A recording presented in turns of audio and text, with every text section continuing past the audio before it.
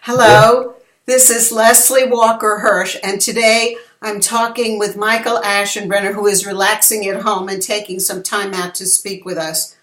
Michael works in glass and creates forms that convey messages of social commentary that resonate with artists and critics alike.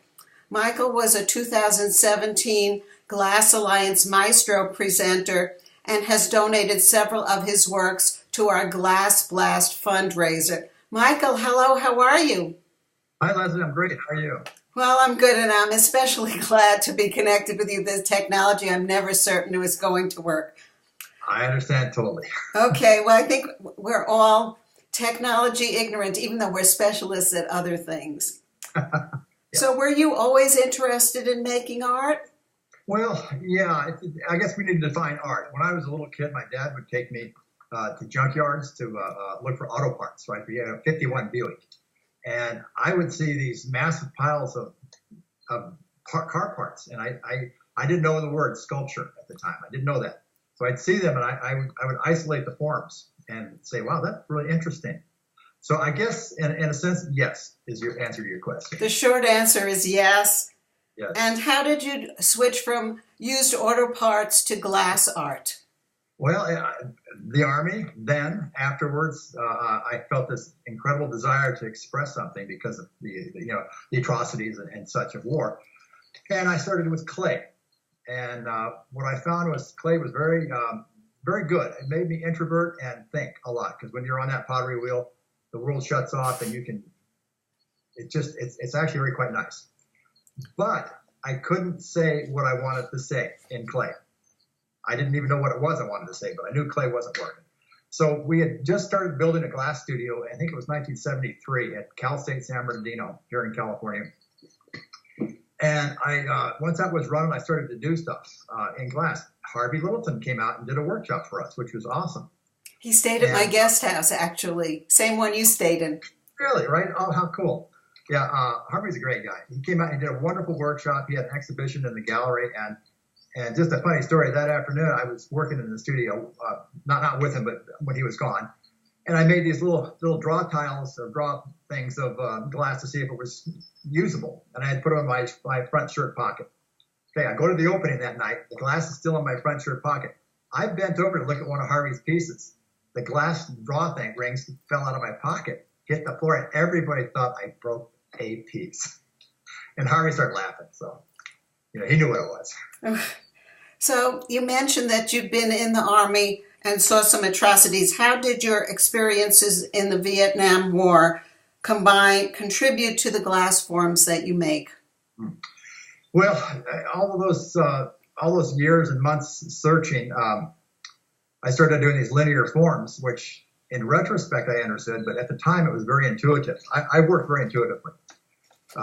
It's like the story doesn't really contain words until after I actually analyze what I've been doing. So here I am making these two rods, the two rods, and I stick them together. And I had no idea what it even looked like. I just knew I needed to do that. The guy in my studio looked at him and said, boy, Michael, those look like bones. So for several weeks I went home and kept thinking about that, and I started to dream about all that stuff. I had spent a year in an orthopedic ward, and I was least injured, of course, and a lot of our amputees. And one particular fellow, Richard Harris, who became a real close friend, he was an amputee. And he and I sort of palled around together quite a lot, almost the whole year. And we scuba dived together. The Army let us go out and play, so they taught us how to scuba dive. This is all after Vietnam, of course. And, he became my alter ego, because he was missing his leg. I realized these parts I was putting together were a statement on him. And also on me and everyone else. No matter what war you were in, what side you were on, it's all about the human body, and what that conveys. So it started off like that, and I knew almost immediately when I made these rods that glass was working for me. It would hold a form. That's an amazing story. And so when young artists ask you questions, what kind of advice would you like to give them about what kind of art in glass they should make? Or any other advice? Right. First off, you have to be almost irrationally consumed with whatever media you're in. You have to really give it your all, and you can't fake that. You have to really want to do glass. It's an amazing material. It's not for everybody. I know clay people, potters that are wonderful. They won't even touch glass, and I know glass people won't touch clay. So whatever works for you. But if you really want to do glass, you have to be committed to it. It's not an easy material to set up. You have to have a studio. It's expensive. You can go. I worked in New York City at what was called New York Experimental Glass Workshop. It then became Urban Glass in Brooklyn, same studio. And that was like a cooperative. Everybody paid, like an hourly rate or whatever to work. And that was the best way for me to do it. And that was when I left grad school and went to New York City. And in grad school, the wonderful thing about school, and don't leave school early. Stay as long as you can. Your studio is already set up for you. You have people to talk to, feedback.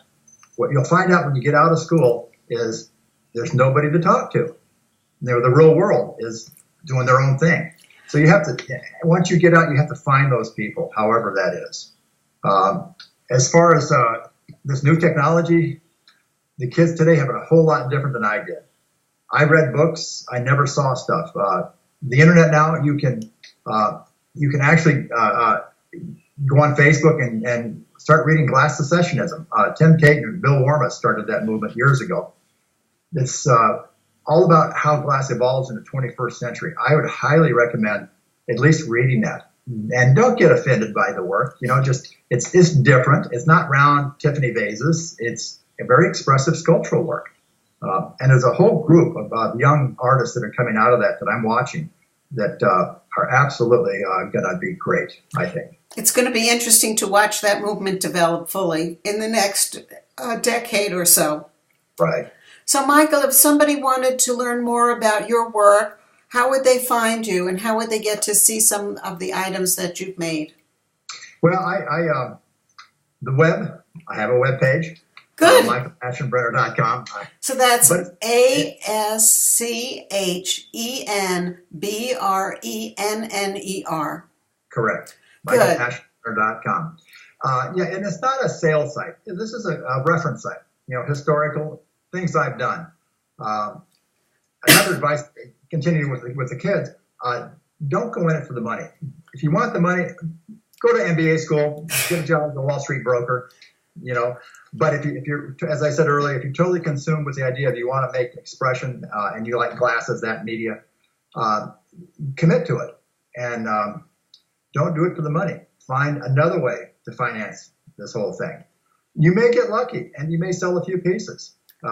I've been fortunate, but it took years that I made a living off of my artwork and teaching.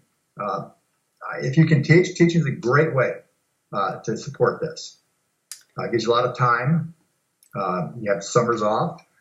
Although you're not paid for the summers, the contract is only from September to June, I believe. But